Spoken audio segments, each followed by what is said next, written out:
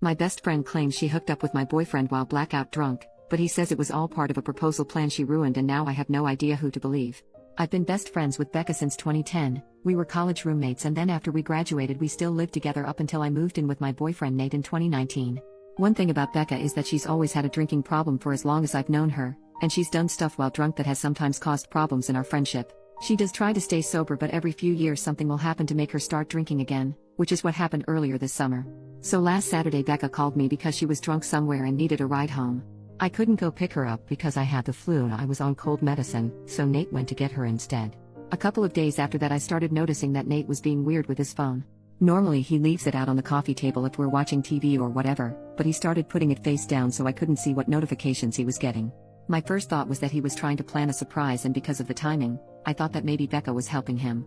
Yesterday I saw Becca and I told her that Nate was being sneaky all of a sudden, and I asked her if he said anything about maybe proposing soon. She asked me if I looked through his phone and I said no.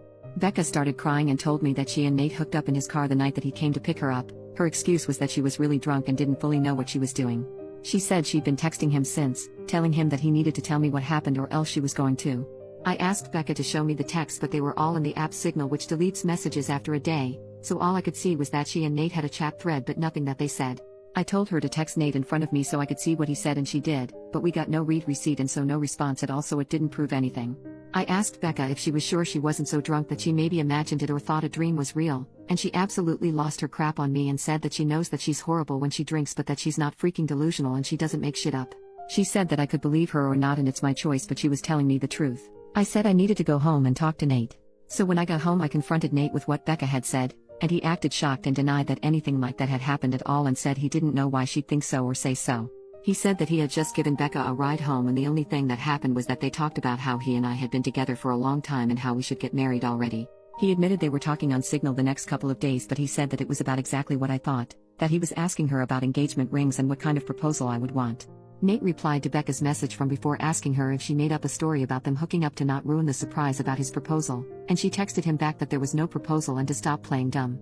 So then Nate called her pretending like I wasn't in the room and told her that she needed to stop whatever she was trying to do, because we were on the verge of breaking up and he'd rather just have the surprise be ruined, but Becca just kept telling Nate to stop lying until he got angry and hung up on her. I really didn't know what to think and I still don't. Right now Nate is really upset and not really talking to me much. He says that it's bad enough that Becca acted insane and ruined his plan to propose, but it's even worse that I believed her lies even a little and would think that he would ever cheat on me. Becca texted me saying she was sorry but otherwise I haven't talked to her either. I don't want to think that Nate would cheat on me or that he'd take advantage of Becca if she was that drunk, but I feel like I can't be 100% sure because I've known Becca for 13 years, and I also just can't believe that she'd lie to me about something this important. And I know that she does have a drinking problem so I can believe that she'd sleep with my boyfriend if she was drunk out of her head. She's done some pretty awful things in the past when she's been drunk. I don't want to wrongly accuse Nate of something he didn't do, but I don't want to be an idiot either. Relevant comments. Someone asks what OP wants help with. Sleuthing ideas. Who is more believable? Revenge, etc. OP. I think what I initially wanted was just a sounding board for who sounded more believable. But someone gave me the tip that you actually can recover messages from Signal, so when I have a chance later tonight I'm going to try to do that to see if I can get some actual proof of what happened. But so far I haven't talked to anyone else about this though. I really just don't want to spread around what did or didn't happen to the rest of my friends or family without actually knowing for sure. Commenter number 2. What else has Becca done to you while drunk? OP. So in the past when she's been drunk, Becca's blacked out and started fights with me or other people. She'll say really out of line insulting things. She's kicked people out of our apartment because she didn't remember inviting them in. She's accused me of stealing clothes from her because I was wearing an outfit that looked like something that she also owned, that kind of thing. She's never hooked up with anyone that I was dating, but she's definitely hooked up with guys that she knew I was interested in.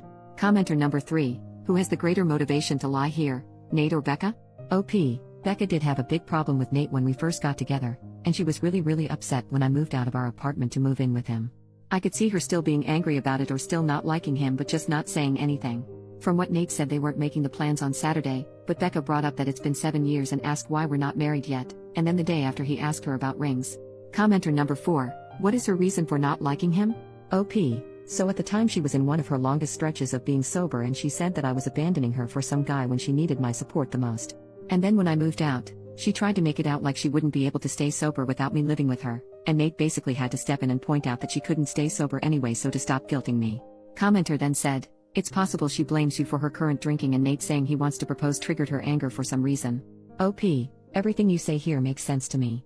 Becca has said stuff like this in the past, not specifically about Nate, but sometimes when she starts drinking again she acts like it's unfair that I'm not getting dragged down with her or doing more to help her, and I think on some level she might still think it's his fault that I moved out and don't keep as close an eye on her as I did back when we lived together. I don't know if she'd really go as far as to lie about something like this just for that reason. I really hope she wouldn't, but I could completely believe that she feels like this. Update 2 days later. So on Thursday night, after I got everyone's advice, I told Nate that I had found out a way to recover deleted messages from Signal. He immediately took out his phone and opened the app and asked me to show him how to do it, so I already thought that must mean he was telling me the truth because he didn't panic or hesitate at all, right? Which was good because when I tried to download Signal on my old phone it turned out that it's too old to support the current version of the app, so it wouldn't work. Nate then asked me if we were going to have to go out and buy a new phone for me to believe that he was telling me the truth, and he said that he was willing to do it if that's what it would take.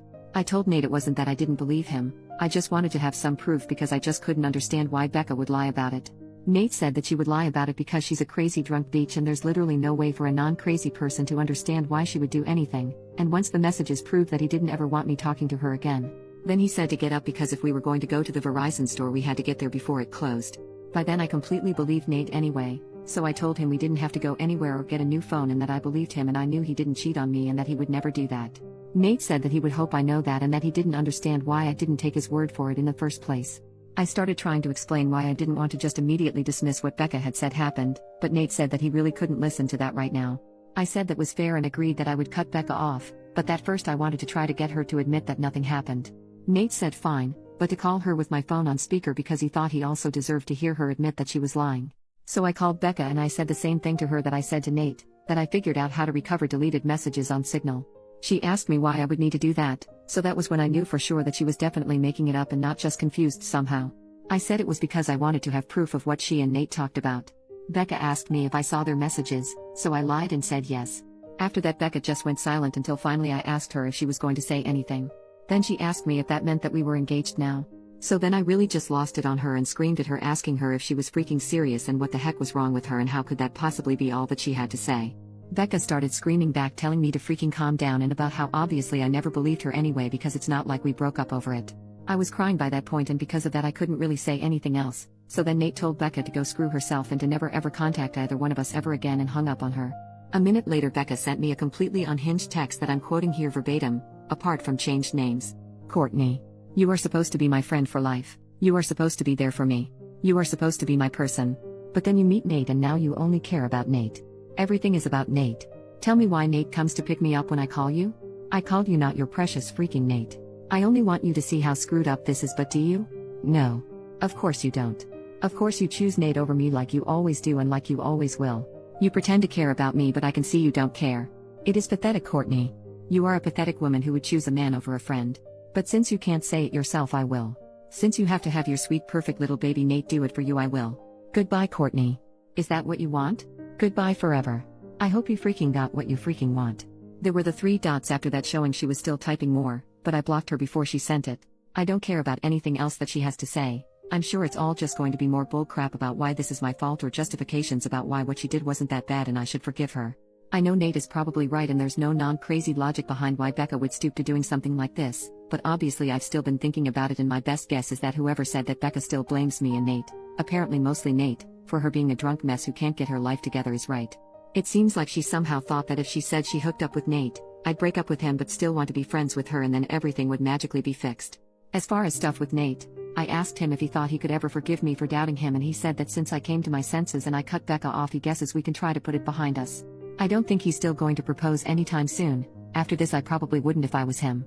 And from what Nate said he didn't actually do any planning yet other than asking Becca about rings and if I'd think a public proposal was tacky or not. All he was doing so far was trying to get ideas without me knowing he was talking to her about it. So just based on that I think probably it's not going to happen for a while if it still does at all. Also thanks to everyone for the advice and support. I know I didn't respond to many comments but I really did appreciate everyone who cared enough to want to help. Relevant comments. Commenter number 1. I'm curious if Becca ever said anything to you when she hooked up with guys you liked? Do you think she was blocking you on purpose to keep you for herself? Did she try anything with Nate before you were exclusive? Or was she just drunk and looking for hookups? OP. I don't think she ever put enough thought into those hookups to be malicious like that. She was just inconsiderate and would go after whoever. Commenter number 2. Did you ever confront her or just let it go? More than one time seems like a pattern. OP. We definitely got into arguments about it at the time, but it was mostly just kind of college bull crap and not really an actual confrontation about why she kept doing it, I guess. One last thought from OP. I'm sure she won't just go away. I'm already expecting her to try to get our other friends to get in the middle of everything as soon as she figures out she's actually blocked and I'm not just ignoring her. I hope she won't try to do anything else, but I guess at this point I really can't know with her. I'm hoping things are okay with Nate. I think in a while they will be. New update 11.5 months later. I haven't logged into this account for about a year, but I got a few messages asking for an update, so here it is. It turned out that whatever was going on with Becca that caused her to make false accusations about Nate was the beginning of some kind of a psychotic break. After I blocked her, she made a whole bunch of fake accounts and started sending me completely unhinged crap about how I ruined her life and threatening to get revenge on me and Nate. This went on for literally months, with her sending me dozens of messages a day. I found out from other friends that she was making multiple posts on Facebook every day that were semi-coherent rants about how much she hated me and how I was evil and ruined her life intentionally. I tried to talk to the police 2 different times to get a restraining order because I was afraid that Becca was going to show up at our apartment and attack me or Nate. I literally even got a front door camera because I was so scared that she was going to hurt us.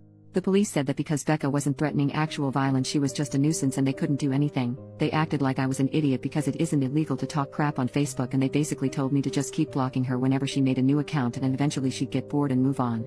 Then finally there was an incident where someone broke the windshield of Nate's car while he was parked at his work.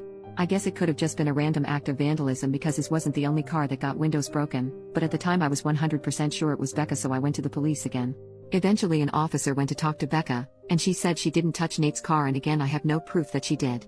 But after the police talked to her, Becca got put into a psych ward for a week because apparently her apartment was filthy and she was drunk out of her mind 24/7 and a danger to herself. I have not heard anything from Becca after she left the psych ward. I don't know if she was diagnosed with something or if she's medicated now or what. I found out that she moved in with her dad, who thank God lives in a different state. I look at her social media every so often to make sure she's not posting about me again and that she's nowhere around me. I haven't mentioned Nate much in this update, and that's because we're no longer together. He broke up with me after the windshield incident because he couldn't handle being constantly harassed by Becca, and to be honest I don't think he ever forgave me for not taking his side immediately when everything started. It really hurt, but I can't blame him. I tried to talk to him about fixing things between us after Becca was gone, but he just wasn't interested. So that's that. Life goes on, I guess.